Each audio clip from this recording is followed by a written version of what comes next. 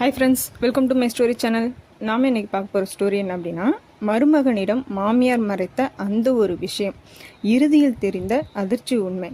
இதில் ஒரு பெரிய ரகசியத்தை மாமியார் மறைச்சி வச்சுருக்காங்க. அந்த ரகசியம்தான் ஒரு நாள் அந்த குடும்பத்தையே உழுக்க போகுது அப்படின்னு யாருக்குமே தெரியல. அந்த ரகசியம் என்ன அப்படின்னு பார்க்கலாமா? ஸோ ஸ்கிப் பண்ணாமல் பாருங்கள், அப்போ தான் வீடியோ என்னன்றது புரியும். வாங்க வீடியோக்குள்ளே போகலாம். திருச்சியில் வசித்து கொண்டிருந்தார் அரவிந்த். ஒரு தனியார் நிறுவனத்தில் வேலை பார்த்து வந்தார். அமைதியான குணம், குடும்பத்தை மதிக்கும் மனசு, பொறுப்புணர்ச்சி எல்லாம் இருந்தாலும் வாழ்க்கையில் அவருக்கு ஒரு குறை மட்டும் இருந்தது. அவர் திருமணமான பிறகு மனைவி நந்தினியிடம் ஏதோ ஒரு தூரம் இருப்பது போல அவருக்கு எப்போதும் தோன்றியது. நந்தினி நல்ல பெண், கணவனை மதிப்பாள், வீட்டை அழகாக பார்த்து கொள்வாள். ஆனால் அவளுடைய மனதில் ஏதோ ஒரு சுமை மட்டும் இருந்தது. அந்த சுமையின் காரணம் யார் தெரியுமா? அவளுடைய அம்மா மீனாட்சி. மீனாட்சி வெளியில் பார்க்கும்போது மிகவும் அன்பானவர் போல இருப்பார். என் மருமகன் என் மகனைப் போல என்று எல்லாரிடமும் பெருமையாக பேசுவார். ஆனால் உள்ளுக்குள் ஒரு பெரிய ரகசியத்தை மறைத்து வைத்திருந்தார். அந்த ரகசியம்தான் ஒரு நாள் அவர் குடும்பத்தையே ஒழுக்கப் போகிறது என்று யாருக்குமே தெரியாது. திருமண வாழ்க்கையின் ஆரம்பம், திருமணத்தின் முதல் சில மாதங்கள் எல்லாம் மிகவும் சந்தோஷமாக இருந்தது. அரவிந்த் அலுவலகத்திலிருந்து வந்ததும் நந்தினி சிரித்த முகத்தோடு கதவை திறப்பாள். காஃபி குடிப்பீங்களா என்று கேட்பார். நீ குடிப்பது எதுவாக இருந்தாலும் குடிப்பேன் என்று அரவிந்த் சிரித்தார். அந்த வீட்டில் காதலும் அமைதியும் இருந்தது. ஆனால் சில நாட்களுக்கு பிறகு மாற்றம் தொடங்கியது. மாற்றம் என்னவென்று தெரியுமா? மீனாட்சி அடிக்கடி வீட்டுக்கு வர ஆரம்பித்தார். நந்தினி, நீ எதற்கும் கணவனிடம் உடனே செல்லாதே, எதையும் சொல்லாதே, கொஞ்சம் உன்னோட வாழ்க்கையை உன் கட்டுப்பாட்டில் வை என்று மகளிடம் அடிக்கடி சொல்லுவார். அரவிந்த் அதை கவனித்தார். ஒரு நாள் இரவு, நந்தினி, உன் அம்மா ஏன் என்னை பார்த்தாலே ஏதோ பயப்படுற மாதிரி பேசுகிறாங்க என்று கேட்டார். நந்தினி திடுக்கிட்டாள். அப்படி எதுவும் இல்லையே. இல்லை, ஏதோ இருக்கிறது. அவள் அமைதியாகிவிட்டாள். மறைத்த உண்மை, ஒரு நாள் அரவிந்த் அலுவலகத்திலிருந்து சீக்கிரமாக வீட்டுக்கு வந்தார். அப்போது சமையலறையில் நந்தினியும் மீனாட்சியும் பேசி கொண்டிருந்தார்கள். அம்மா, இந்த விஷயத்தை இனி மேலும் மறைக்க முடியாது என்று நந்தினி அழுது கொண்டே சொன்னாள். அரவிந்த் கதவின் அருகே நின்றார். இல்லை, அவனுக்கு உண்மை தெரிந்தால் உன் வாழ்க்கையே கெட்டு போய்விடும் என்று மீனாட்சி கோபமாக சொன்னார். அரவிந்தின் மனம் குழம்பியது. என்ன உண்மை அது? ஏன் தன்னிடம் மறைக்க வேண்டும்? அவர் உள்ளே சென்றதும் இருவரும் அமைதியாகிவிட்டார்கள். என்ன விஷயம் என்று கேட்டார்கள். ஒன்றுமே இல்லை என்று மீனாட்சி உடனே பதிலளித்தார். ஆனால் அந்த நாளிலிருந்து அரவிந்தின் மனதில் சந்தேகம் விதைக்கப்பட்டது. பழைய புகைப்படம் இருந்தது. சில நாட்களுக்கு பிறகு வீட்டை சுத்தம் செய்து கொண்டிருந்த போது ஒரு பழைய ஆல்பம் அரவிந்தின் கையில் கிடைத்தது. அதில் நந்தினியின் சிறு வயது புகைப்படங்கள் இருந்தன. ஒரு புகைப்படம் மட்டும் அவரை அதிர்ச்சியடைய வைத்தது. அதில் நந்தினி ஒரு சிறுவனுடன் நின்று கொண்டிருந்தான். பின்புறம் எழுதப்பட்டிருந்தது, என் 2 குழந்தைகள் நந்தினி, கார்த்திக். அரவிந்த் அதிர்ச்சி அடைந்தார். கார்த்திக் யார்? அவர் அந்த பெயரை இதுவரை கேள்விப்பட்டதே இல்லை. அன்று இரவு நந்தினி கார்த்திக் யார் என்று நேராக கேட்டார். அவள் முகம் வெண்மையாகிவிட்டது. உண்மையை சொல்லு. அந்த நேரத்தில் மீனாட்சி உள்ளே வந்தார். அந்த விஷயத்தை இப்போ பேச வேண்டாம் என்று கடுமையாக சொன்னார். ஏன் பேசக்கூடாது? நான் இந்த வீட்டோட மனிதன் இல்லையா? மருமகன் இல்லையா என்று அரவிந்த் கத்தினார். வீட்டில் முதல் முறையாக பெரிய சண்டை ஏற்பட்டது. நந்தினியின் கண்ணீர். அந்த இரவு நந்தினி அழுது கொண்டே இருந்தாள். அரவிந்த் கோபமாக இருந்தாலும் அவளுடைய கண்ணீர் அவரை உடைத்தது. நீ என்னை நம்பலையா என்று அவள் கேட்டாள். நம்புகிறேன், ஆனால் நீ என்னை நம்பலை. நான் சொல்ல நினைத்தேன், ஆனால் அம்மா பயந்தாங்க. எதற்காக? நந்தினி நடுங்கும் குரலில் சொன்னாள். கார்த்திக் என் அண்ணன் என்று. அப்படின்னா அவர் வீட்டை விட்டு போயிட்டாரா? ஏன்? அவள் அமைதியாகிவிட்டாள். அதே நேரத்தில் மீனாட்சி கதவின் அருகே நின்று கொண்டிருந்தார். அவருடைய கண்களில் பயம் தெரிந்தது. 20 ஆண்டுகளாக மறைக்கப்பட்ட ஒரு ரகசியம். அடுத்த நாள் காலை மீனாட்சி தானாகவே அரவிந்திடம் பேச வந்தார். உனக்கு எல்லாம் தெரிஞ்சுக்கணும், இல்லைனா அந்த குடும்பத்தை நிம்மதியாக இருக்காது என்றார். அரவிந்த் அமைதியாக அமர்ந்திருந்தார். மீனாட்சி பேச ஆரம்பித்தார். என் கணவர் மிகவும் கோபக்காரர். நந்தினி சின்ன வயசுல இருந்தப்போ கார்த்திக் மட்டும் எனக்கு எல்லாமா இருந்தான். ஒரு நாள் அவன் காதலிச்ச பெண்ணை கல்யாணம் பண்ணிக்கணும்னு சொன்னான்.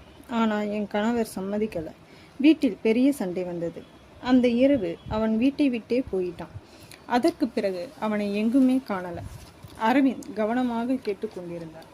ஆனால் அதுக்கு என்னை ஏன் மறைக்கணும்? மீனாட்சியோ அழுதார். ஏன்னா என் கணவர் இறப்பதற்கு முன் சொன்னார் இந்த விஷயம் வெளியே போகக்கூடாது என்று. ஏன்? மீனாட்சி நடுங்கிறார். ஏன்னா கார்த்திக் வீட்டை விட்டு போனதுக்கு காரணம் நான் என்று. அரவிந்த் அதிர்ச்சி அடைந்தார். உண்மையான காரணம், அந்த பெண்ணை நான் அவமதித்தேன். அவளை ஏழை என்று சொல்லி துரத்திவிட்டேன். அதற்கு பிறகு கார்த்திக் என்னை வெறுத்துட்டான். நீங்க என் அம்மா இல்லைன்னு சொல்லிட்டு போயிட்டான். அந்த நாள் முதல் நான் அவனை தேடிக்கிட்டே இருக்கேன், ஆனால் கிடைக்கல. நந்தினி அழ ஆரம்பித்தாள். அம்மா, இந்த விஷயத்துக்காக தினமும் அழுவாங்க. அரவிந்தின் கோபம் மெதுவாக கரைந்தது. ஆனால் இன்னும் ஒரு கேள்வி இருந்தது. இதுக்கு என்னை ஏன் பயந்து மறைக்கணும்? மீனாட்சி மெதுவாக சொன்னார். நீங்களும் ஒரு நாள் என்னை வெறுத்திடுவீங்களோன்ற பயம். அந்த வார்த்தை அரவிந்தின் மனதை உடைத்தது. எதிர்பாராத திறப்பம். சில நாட்களுக்கு பிறகு ஒரு நாள் வீட்டுக்கு ஒரு கடிதம் வந்தது. அதில் எழுதப்பட்டிருப்பது, அம்மா, நான் கார்த்திக். மீனாட்சியின் கைகள் நடுங்கின. அவர் கடிதத்தை திறந்தார். நான் பல வருடங்களாக வெளிநாட்டில் இருந்தேன். இப்போது இந்தியா வந்திருக்கிறேன். உங்களை பார்க்கணும். மீனாட்சி கதறி அழுதார். என் மகன் உயிரோடு இருக்கிறானா? அரவிந்த் உடனே அந்த முகவரிக்கு அழைத்துச் சென்றார். 20 ஆண்டுகளுக்கு பிறகு சென்னையின் ஓரத்தில் உள்ள ஒரு சிறிய வீட்டின் முன் அவர்கள் நின்றார்கள். கதவு திறந்தது. வெள்ளை மூடியவுடன் ஒருவர் நின்றிருந்தார். அம்மா என்று அவன் அழுதான். மீனாட்சி அவனை கட்டி பிடித்தார். என்னை மன்னிச்சிருப்பா. கார்த்திக் அழுதான். நானும் தவறு செய்தேன் அம்மா. அந்த காட்சி பார்த்து நந்தினியும் அழுதார். அரவிந்தின் கண்களும் கலங்கின.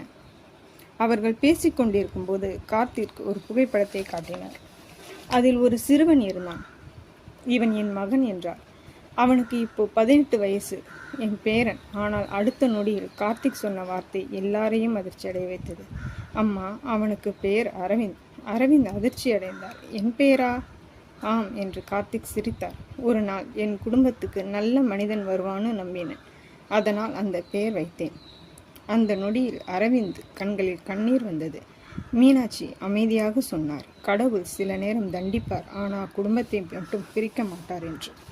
அந்த நாளுக்கு பிறகு அந்த குடும்பம் மீண்டும் ஒன்றானது.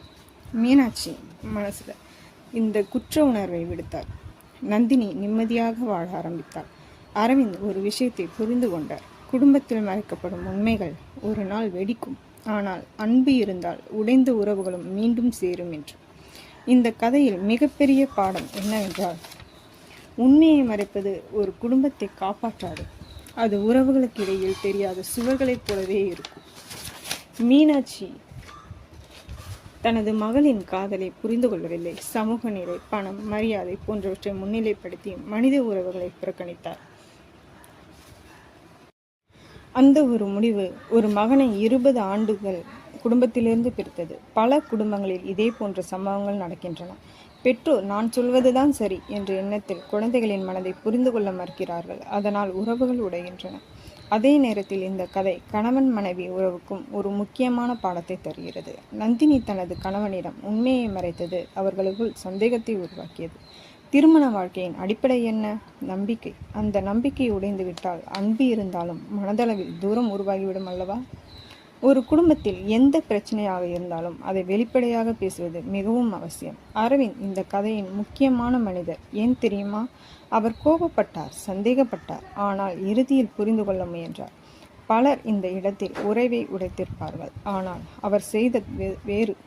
அவர் உண்மையை கேட்டார், புரிந்து கொண்டார், பின்னர் குடும்பத்தை மீண்டும் ஒன்றாக சேர்த்தார். அதுவே ஒரு நல்ல கணவனின் அடையாளம். இந்த கதையின் ஒரு பெரிய உண்மை மன்னிப்பு. மீனாட்சி தனது தவறை ஏற்றுக்கொண்டார். கார்த்திக்கும் கோபம் இருந்தாலும் அம்மாவை மன்னித்தார். மன்னிப்பு என்பது பலவீனம் அல்ல, அது உடைந்த உறவுகளை மீண்டும் உயிர்ப்பிக்கும் ஒரு சக்தி. இன்றைய காலத்தில் சிறிய ஈகோ காரணமாக குடும்பங்கள் பிரிகின்றன. பேசாமல் இருப்பது, உண்மையை மறைப்பது, கோபத்தை மனதில் வைத்துக் கொள்வது, இவையெல்லாம் உறவுகளை மெதுவாக அழிக்கின்றன. ஆனால் இந்த கதை சொல்லும் இறுதி செய்தி என்னன்னா, உறவுகளை காப்பாற்ற வேண்டுமெனில் அன்புடன் பேசுங்கள். தவறு செய்தால் ஒப்புக்கொள்ளுங்கள். மன்னிக்க தெரிந்தால் எந்த குடும்பமும் மீண்டும் ஒன்றாகும். அன்பு இருக்கும் இடத்தில் தாமதமாக வந்தாலும் சந்தோஷம் கண்டிப்பாக திரும்பி வரும். என்ன நேயர்களே, நம்மளுடைய இந்த ஸ்டோரி உங்களுக்கு பிடிச்சிருக்கும்னு நினைக்கிறேன். இந்த கதையில் இருக்கக்கூடிய கருத்து மூலியமாக நீங்களும் ஒரு சில விஷயத்தை புரிஞ்சுப்பீங்கன்னு நினைக்கிறேன். எந்த விஷயத்தையும் ஹஸ்பண்ட் ஒய்ஃப்குள்ளே மறைக்கக்கூடாது. தவறு செஞ்சிங்கன்னா அதை எவ்வளோ பெரிய பிரச்சனையாக இருந்தாலும் எவ்வளோ பெரிய தவறாக இருந்தாலும் அதை ஒத்துக்கவும் பழகுங்க. ஈகோவை விட்டுட்டிங்கன்னா உறவுகள் வந்து ரொம்பவே ஸ்ட்ராங்காக இருக்கும். தேங்க்யூ.